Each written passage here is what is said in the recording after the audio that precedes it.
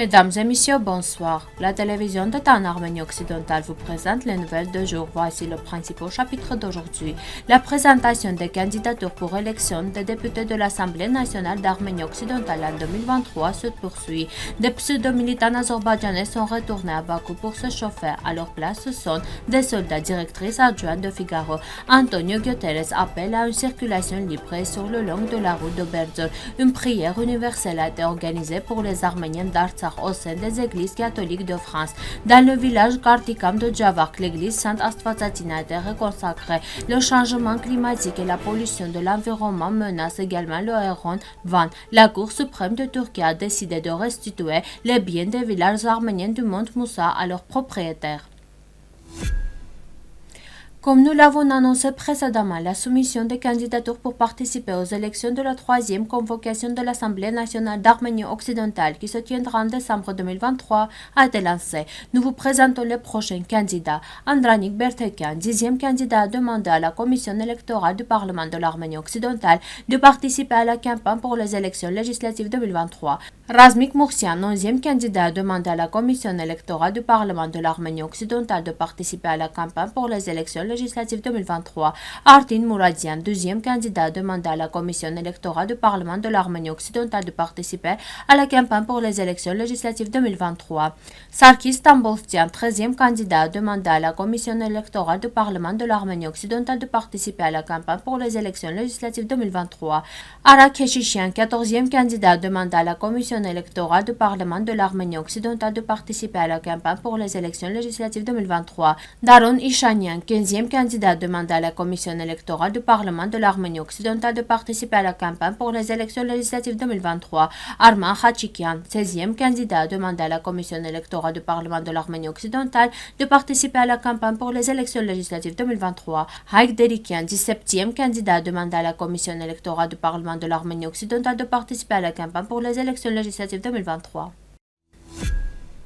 Bloquer la route de Berzor est le premier acte de guerre contre les Arméniens d'Artsakh. C'est ce qu'a annoncé Jean-Christophe Bouisson, directeur adjoint de prestigieux magasin français Le Figaro, sur son microblog Twitter. Des écologistes pseudo-activistes azerbaïdjanais sont allés à Bakou pour se réchauffer dans des conditions de température de -10°C. À leur place, on trouve des soldats. Les masques sont tombés. Bloquer la route de Berzor est vraiment le premier acte de guerre contre les Arméniens d'Artsakh, a écrit Bouisson, en joignant des photos au message. La route de Berzor reliant l'Artsakh à la région de Goris au monde entier est fermée depuis le 12 décembre par un groupe d'Azerbaïdjanais se faisant passer pour des militants écologistes. L'Azerbaïdjan a ignoré les appels de divers pays et organisations du monde à ouvrir la route. L'Arménie occidentale condamne fermement les actions de l'occupant et agresseur azerbaïdjanais qui s'accompagnent de violations flagrantes des normes humanitaires. Une fois de plus, nous appelons nos compatriotes autochtones vivant en Artsakh à rester forts, car l'Artsakh fait rester une partie de l'État arménien. Le secrétaire général des Nations Unies, Antonio Guterres, réaffirme son appel à garantir une circulation libre sur le long de la route de Berzor. Stéphane Dujarric, le porte-parole du secrétaire général de l'ONU, a déclaré à Armen Press à ce sujet. Le secrétaire général a exprimé ses inquiétudes quant à la situation actuelle dans sa déclaration du 14 décembre 2022. Ces préoccupations ont également été soulevées par le secrétariat lors de la session extraordinaire du Conseil de sécurité convoquée à la demande de l'Arménie le 20 décembre 2022.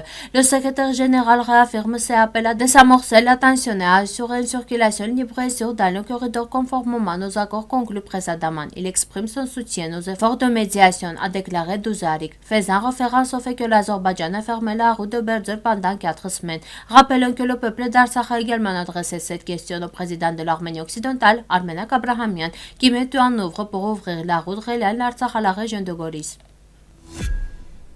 Sur proposition de Pierre Dornella, archevêque de Rennes et commissaire temporaire de la Commission pour l'unité des chrétiennes et les relations avec le judaïsme, le 8 janvier, une prière universelle a été organisée pour les Arméniens d'Artsakh. Lors des liturgies dominicales à l'occasion de la fête de l'Épiphanie dans les églises catholiques françaises, Seigneur Jésus, Prince de la paix, nous vous envoyons notre demande pour les Arméniens d'Artsakh. Sous le silence de la communauté internationale, ils sont victimes de violences qui conduiront à leur anéantissement. Veillez en chacun de nous en compassion qui puisse les aider, inspirer les dirigeants de l'Azerbaïdjan, de la Russie et de l'Arménie à faire pression pour la justice et le dialogue, afin que la dignité à la fois de tous les habitants de l'Artsakh soit respectée, rapporte Armen Press selon la prière. Après rénovation dans le village de Kartikam de la municipalité d'Akhalkhalak, l'église Saint-Astvatazina a été reconsacrée. Cet événement fut célèbre dans le village en grande pompe, car les villageois attendaient ce jour depuis 1 an et demi, choquant de contribuer à la réparation de l'église selon ses moyens. La rénovation et la consécration de l'église ont été l'initiative de plusieurs habitants du village de Kartikam, qui ont été rejoints par tous les habitants du village. Chaque résident a contribué autant qu'il le pouvait pour la rénovation. Nous avons travaillé pendant 1 an et demi pour la mise en œuvre de cette initiative. Et aujourd'hui, nous célébrons cet événement, a déclaré le député de Sacré-Boulo, Gennady Elisbarian. Après la réouverture et la consécration, un concert a eu lieu dans la cour de l'église avec la participation de 2 groupes de danse locaux et d'artistes invités d'Arménie. Pour les Arméniens autochtones chrétiens vivant en Akhalkhalak, c'est un grand événement pour lequel l'Arménie occidentale les félicite. Ces dernières années, le volume de lac de Van ne cesse de diminuer. Malgré les efforts de nettoyage de lac, la population continue également au même rythme. Parallèlement au changement climatique et à la sécheresse, l'écosystème du lac de Van est menacé. De nombreux lacs, rivières et barrages de la région s'assèchent à cause de la sécheresse, ajoutant à cela la population de l'environnement qui affecte également la poisson héron, considérée comme une espèce endémique du lac. Ces dernières années, l'un des problèmes les plus discutés est la pollution du lac de Van et la dessiccation causée par le réchauffement climatique. Les experts s'inquiètent sérieusement de l'avenir du lac de Van et de la restauration de son écosystème. En raison de leadership turc dans les terres occupées de l'Arménie occidentale, l'écosystème et la population vivant à proximité continuent de subir de graves dommages. Aujourd'hui encore, la surexploitation des ressources naturelles se poursuit sur nos territoires. La Cour constitutionnelle de Turquie a déclaré illégale les décisions de transfert à l'État des domaines appartenant à l'Église arménienne dans la région de Samandar. Lors d'un échange avec le journal arménien Agos, Cem Chapel, le président du conseil d'administration de l'Église de Vagfli, un village arménien en Cilicie, a déclaré qu'ils avaient accepté la décision de la Cour constitutionnelle avec une grande joie, car il ne s'agit pas seulement de la restitution de domaines appartenant à l'Église, mais aussi des Arméniens du monde Moussa, un certain nombre de domaines villageois.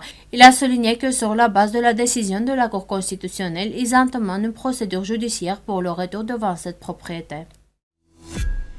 Merci de votre fidélité. À la fin de notre émission, vous pourrez profiter d'une performance musique folklorique des Arméniens. Vous pouvez écouter la version complète de la musique sur notre site web.